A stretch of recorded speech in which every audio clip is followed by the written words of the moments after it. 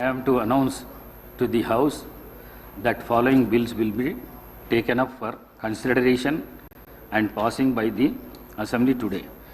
The 3rd January 2026 and the amendments to the bills will be received up to 11:30 a.m. today.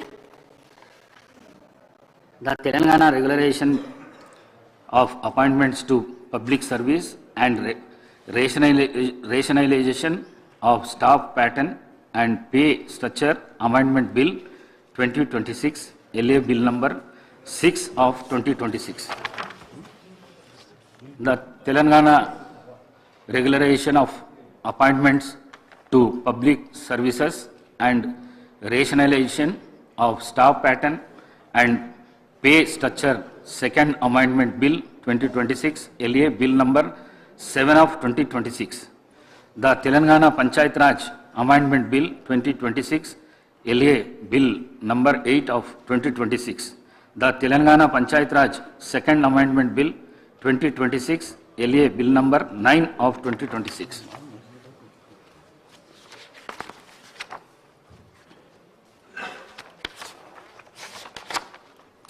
Now, taken up question hour. 1350 question number postponed. Second, 1247 question number Minister for Revenue.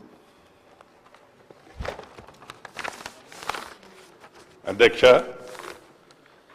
AK అవునండి, refund చేసిన మొత్తము 12,97,95,407 రూపాయలు.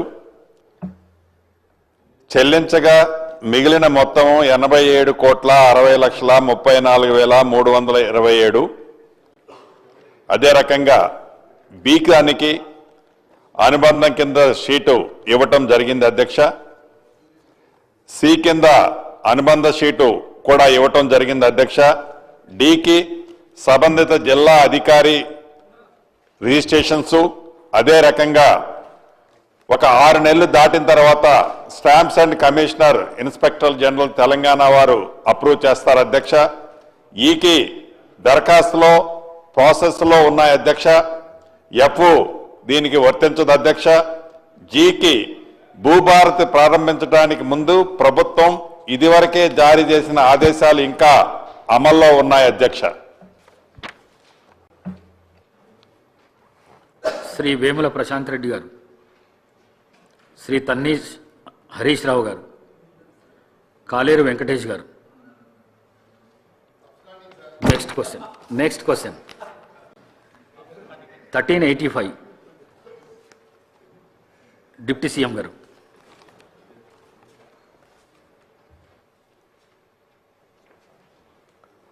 అధ్యక్ష,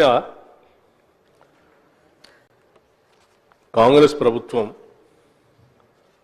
అధికారంలోకి రాకముందు ఎన్నికల సందర్భంగా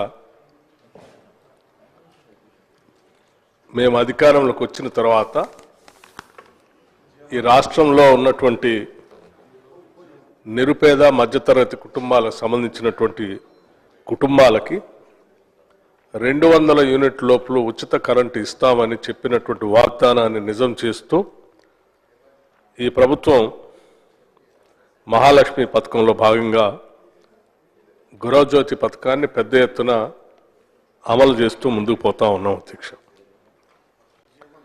దీనికి సంబంధించి మొదటి ప్రశ్నకి అవునండి,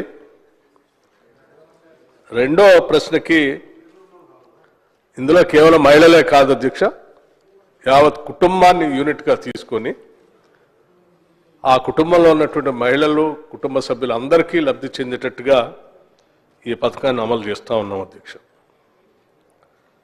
అట్లాగే ఈ పథకానికి సంబంధించి రాష్ట్రంలో ఎస్పీడీసీఎల్లో భాగంగా ఎన్పీడీసీఎల్లో భాగంగా ఎవరెవరి ఏరియాల్లో జిల్లాల వారిగా పెద్ద ఎత్తున ఈ పథకాన్ని అమలు చేస్తూ ఉన్నాం అధ్యక్ష. టీజీఎస్పీడీసీఎల్లో మొత్తంగా 25,35,560 కుటుంబాలకి ఈ ఉచిత కరెంటుని 200 యూనిట్ లోపల వాడుకునేటువంటి వాళ్ళందరికీ కూడా వారు కట్టాల్సిన బిల్లుని వారు కట్టకుండా వారి తరఫున రాష్ట్ర ప్రభుత్వం ఈ TGSPDCLకి ప్రతి నెల చెల్లిస్తూ ఉంది ఇన్ని లక్షల కుటుంబాలకి. అట్లాగే NPDCL సంబంధించి కూడా ఆ పరిధిలో ఉన్నటువంటి జిల్లాల్లో 27,46,938 కుటుంబాలకి ఆ కుటుంబాలు చెల్లించాల్సినటువంటి 200 యూనిట్లకు సంబంధించిన బిల్లుల్ని వారి తరఫున రాష్ట్ర ప్రభుత్వం NPDCLకి ప్రతి నెల చెల్లిస్తూ ఉంది అధ్యక్ష. వెరసి మొత్తంగా రాష్ట్రంలో 52,82,498 కుటుంబాలకి ఈరోజు ఉచితంగా అంటే వారు కట్టాల్సిన బిల్లుల్ని వారి తరఫున రాష్ట్ర ప్రభుత్వం ఈ SPDCLకి NPDCLకి బిల్లులు చెల్లిస్తూ ఉంది అధ్యక్ష.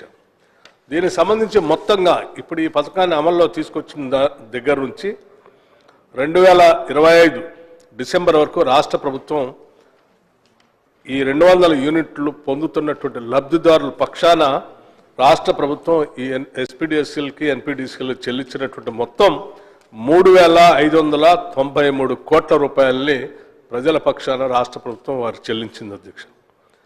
ఈ అర్హులైన మహిళా దరఖాస్తుదారులందరికీ ఈ పథకాన్ని వర్తింప చేయడం అయింది అధ్యక్ష. అంటే ఆ కుటుంబాలకి అధ్యక్ష ఇది ఈ రాష్ట్రంలో రాష్ట్ర ప్రభుత్వం ప్రజల పక్షాన మేము ఇచ్చినటువంటి హామీలకు కట్టుబడి ప్రజల కోసం నిత్యం తప్పిస్తూ వారికి ఉచిత కరెంట్ ఇస్తూ ఇన్ని వేల కోట్ల రూపాయలు వాళ్ళ కుటుంబాలకు ఆదా చేస్తూ ఈ ఆదా చేసినటువంటి 3,593 కోట్ల రూపాయలు వాళ్ళ కుటుంబాలు ఎదగటానికి వాళ్ళ పిల్లలు చదివించుకోవటానికి వాళ్ళు ఆర్థికంగా నిలదొక్కుకోవటానికి ఉపయోగపడినందుకు ఈ రాష్ట్ర ప్రభుత్వం ఈరోజు చాలా సంతోషిస్తూ ఉంది అధ్యక్ష. ఇప్పటివరకే కాదు భవిష్యత్తులో కూడా మేము ఈ పథకాన్ని కొనసాగిస్తాం. 200 యూనిట్లు ఉచితంగా రాష్ట్ర ప్రజలకు మేము ఇచ్చినటువంటి మాట ప్రకారం ఇస్తూ ఉంటాం.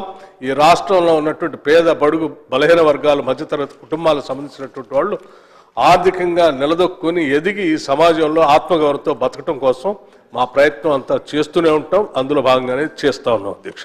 ధన్యవాదాలు.